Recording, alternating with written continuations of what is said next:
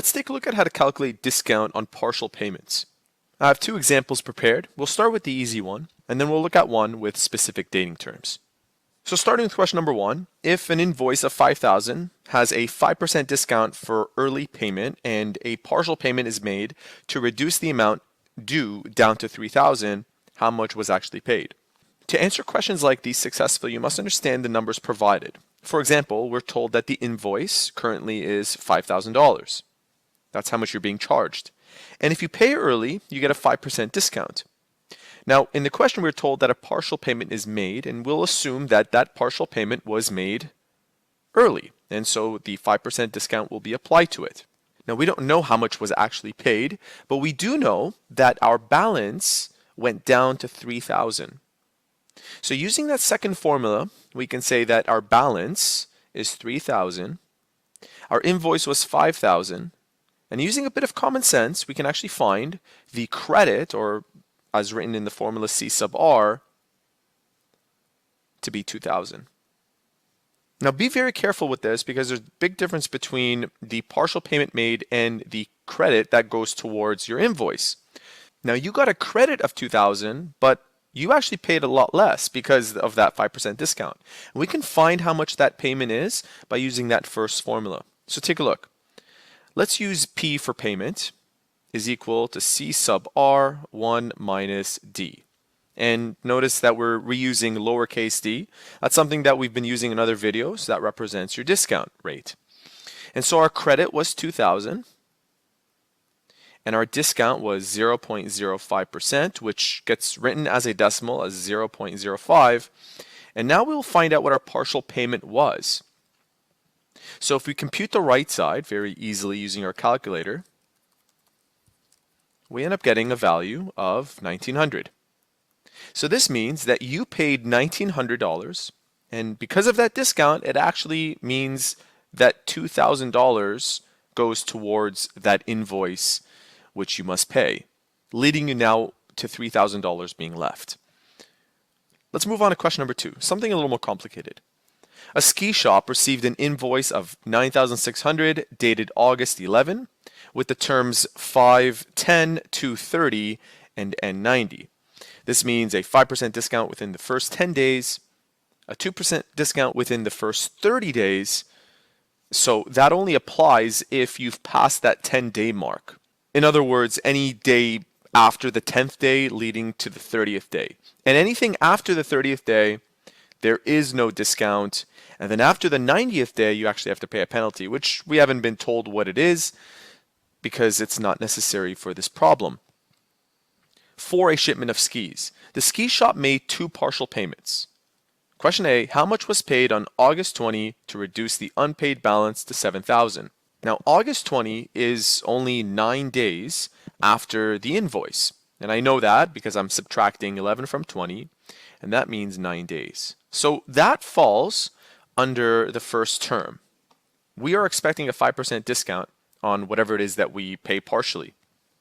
Now, because our new balance is $7,000, and recalling the formula, balance is equal to your invoice take away C sub R. If our balance is $7,000 and our invoice is $9,600, this means that we were given a credit. If we solve for C sub R, we end up getting the following, and that amounts to $2,600. That means that we were given a credit of $2,600, but that's not how much you actually paid. We can find out that payment by using that first formula, where it was payment is equal to the credit times 1 take away the discount. Now, because you paid on August 20, that means it was only 9 days from the invoice, and the value of D should be 0.05. Our credit is $2,600, and we can find our payment very easily by computing the right side. We end up getting a value of $2,470. And just to be clear, you actually paid a partial payment of $2,470, but it was the same thing as putting forward $2,600 because of that discount. Now, part B asks, how much was paid on September 10 to reduce the outstanding balance by $3,000? there's a few things that came to mind when I read this. The first one is the word by 3,000.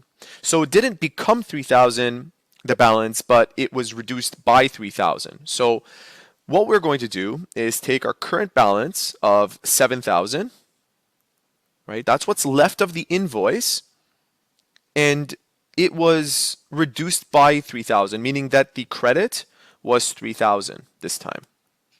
And we can find our brand new balance by subtracting 3,000 from 7,000. So just to be clear, the 3,000 is the credit. The 7,000 is the new balance, given that we've already made a partial payment on the 20th of August. And as a result, our new balance becomes $4,000. Now, September 10 is still within 30 days of the invoice itself. Let me show you how I knew that.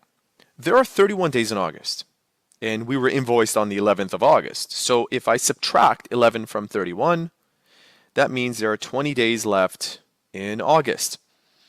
Now from September 1 to September 10, that's 10 days. So if we add 10 days, we end up with 30 days. Now the good news is that 30 days is still within the dating terms. Take a look. We get a 2% discount if we pay within 30 days. So we know we received a credit of 3,000, but since we have a 2% discount, the partial payment must be less than 3,000.